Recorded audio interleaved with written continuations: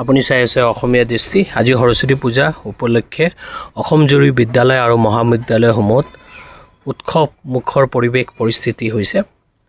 শিক্ষা অনুষ্ঠানসমূহত শিক্ষাৰ্থী, শিক্ষক, শিক্ষয়িত্ৰী, অধ্যাপক আৰু অভিভাৱকৰ উপস্থিতিত ধৰ্মীয়ভাৱে গাম্ভীৰ্যৰে সৰস্বতী পূজা উদযাপন কৰা দেখা যায়। কিন্তু ইয়াৰ মাজতে কিছুমান ব্যক্তিগত বিদ্যালয় আৰু মহাবিদ্যালয়ত বিশেষকৈ খ্ৰীষ্টিয়ান মিছনেৰী আৰু মুছলমান অৰ্থপ্ৰসিত শিক্ষানুষ্ঠানৰ সৰস্বতী পূজা উদযাপন নকৰাৰ অভিযোগ উত্থাপিত হৈছে। যেনেকৈ হ'ল আপোনাৰ দ্য স্কলাৰ, এতিয়া বৰ্তমান মই আছোঁ সেই স্কলাৰ আৰু scent Francis de Sales school আদি বিদ্যালয়ৰ নাম এই সন্দৰ্ভত আলোচনালৈ আহিছে। উল্লেখযোগ্য যে উক্ত শিক্ষানুষ্ঠানসমূহ হিন্দু, মুছলমান তথা বিভিন্ন জাতি সম্প্ৰদায়ৰ শিক্ষাৰ্থীয়ে অধ্যয়ন কৰে। ওৱান পাৰ্টিকুলাৰ কোনো কাষ্ট বা ৰিলিজন মানুহ এইবোৰ স্কুলত নাহে। সকলো ধৰ্ম কাষ্টৰ মানুহ ইয়াত আহে স্কুলত। দ্য স্কলাৰ হৈ গ'ল, scent Francis de Sales school হৈ গ'ল আৰু বিভিন্ন স্কুল আছে। কোনো ধৰণৰ ইয়াত পূজা পতা হোৱা নাই। তাৰ বাহিৰেও কিছু ষ্টুডেণ্টৰ লগত কথা হ'ল আৰু কথাৰ মাধ্যমত গম পালোঁ যে তেওঁলোকে দুখিত, ভেৰি মাছ আপছেট, আৰু কৈছে যে আমাৰ নিজৰ স্কুলতো সৰস্বতী পূজা নহয়, খ্ৰীষ্টিয়ান স্কুল, সেইবাবে তেওঁ পেৰেণ্টছৰ লগত বেলেগ স্কুল কলেজলৈ গৈছে অঞ্জলি দিবলৈ বা পূজা অৰ্পণ কৰিবলৈ। তো ইমান গুড এটমছফিয়াৰ বা ভাল পৰিৱেশ দেখা পোৱা নাই। সংস্কৃতি ৰক্ষা কৰিব হ'লে সকলোৱে ইউনাইটেড হৈ থাকিব লাগিব আৰু সকলোৱে যি পৰম্পৰাগতে চলি আহিছে আগুৱাই ল'ব লাগিব, তেতিয়া সংস্কৃতি আগবাঢ়ি যাব। সকলো ধৰ্ম আৰু সকলো জাতি জনগোষ্ঠী যি চলি আহিছে, সকলো ধৰণৰ ফেষ্টিভেল, সৰস্বতী পূজা হওক, কোনো ধৰণৰ সমাৰোহ হওক, স্কুলত পতাটো উচিত।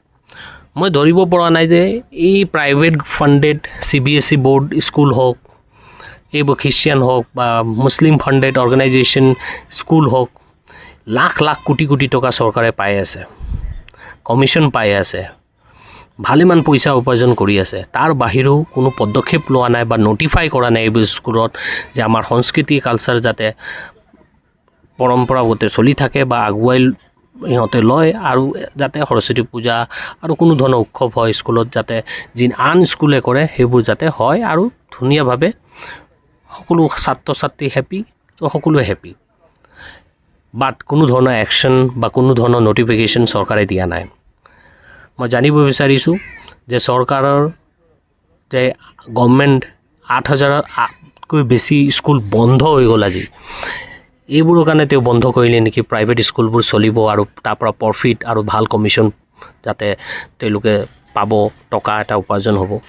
এইটো এটা বিজনেছ, যাতে গভৰ্ণমেণ্ট বিজনেছৰ বাহিৰে যাতে সোনকালে পদক্ষেপ লয় আৰু সৰস্বতী পূজা মিছনেৰী স্কুল হওক, তাৰ বাহিৰে যিমান মুছলিম ফাণ্ডেড হওক তাত যাতে দেখা যায় আগন্তকালত।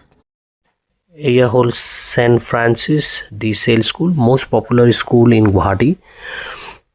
হাইয়েষ্ট ইয়াত এডমিশ্যন ল'ব হ'লে হাইয়েষ্ট টকা দিব লাগে, বহুত টকা দিব লাগে এডমিশ্যনৰ বাবে। কোনো ধৰণৰ সৰস্বতী পূজা উদযাপন দেখা নাই। ফৰেন ব্ৰেণ্ডিং, ফৰেনৰ পৰা অহা এই school scent Francis de Sales school.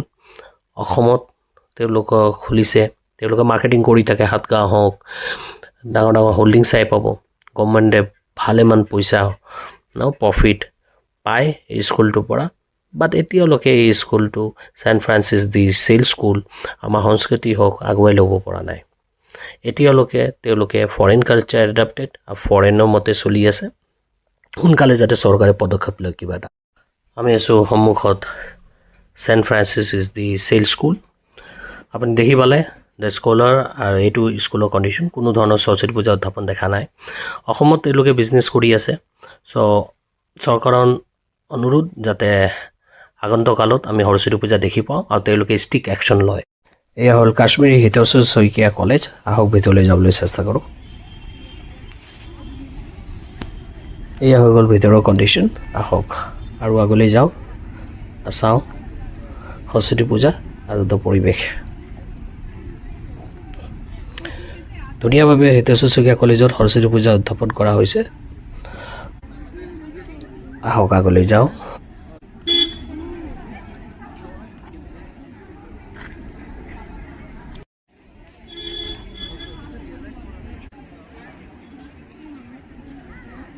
এটা সুন্দৰ পৰিৱেশ আজি সৰস্বতী পূজা, ইয়াৰ বিষয়ে জানিব চেষ্টা কৰোঁ। হিতেশ্বৰ শইকীয়া কলেজৰ পৰিৱেশ। আমি আচলতে মই ইয়াতে পঢ়া নহয়, কিন্তু ষ্টিল মই আহিলোঁ আজি, এইবাৰ প্ৰথমবাৰ আহিছোঁ। আহি পেলাই ভাল লাগিছে পুৰা গোটেই পৰিৱেশটো। তাৰমানে মানুহ, মই যোৱা বছৰ আহোঁতেও মানে মানুহ পোৱা নাছিলোঁ, তো এইবাৰ আহোঁতে মানে খুব অলপ মানুহ পালোঁ। আজি বেছিয়ে গেডাৰিং দেখিলোঁ। আজি অলপ বেছি গেটাৰিং, আৰু মানুহবোৰ মানে বেছি থাকে গেটাৰিং, কিন্তু আজি অলপ কমে। যোৱা বছৰতকৈ আজি মই বেছি দেখিলোঁ। নাই মইতো এইখনতে পঢ়া ন, এনে ইয়াতে ভিৰ এনে বহুত থাকে, এনে এবাৰ নাই। কিন্তু আগতে যেনেকুৱা চবে পুষ্পাঞ্জলি দিয়াৰ টাইমত চবে ল'ৰা ছোৱালীসকল চবে থাকে, এইবাৰ সেনেকুৱা নাই। চবে ঘূৰিব যায়, কিবা কৰিব যায়। আজিকালি মানে পূজাটো ফেশ্বন শ্ব' লোৱা কৰি দিছে আজি আমাৰ ছাত্ৰ ছাত্ৰীসকল, যে আহি অলপ পূজাত বহিব, কিবা কৰিব, সেইবোৰ নাই আজিকালি। সেইবোৰ নোহোৱা হৈ পৰিছে। তাৰ বাহিৰে তোমাৰ আৰু এটা কথা জানিব বিচাৰিছোঁ। মই ভ্ৰমণ কৰি আছিলোঁ গুৱাহাটী, আমবাৰীত গৈছিলোঁ, প্ৰি স্কুল আৰু বহুত স্কুলৰ বিষয়ে খবৰ মানে গম পাইছোঁ। কল আহিছে মোক, missionary school affiliated two CBSE board, আৰু কিছুমান স্কুল তোমাৰ মুছলিম স্কুল হৈ গ'ল। ভাৰতখন হৈ গ'ল ধৰ্ম নিৰপেক্ষ দেশ, সকলোৱে ইউনাইটেড হৈ থাকে।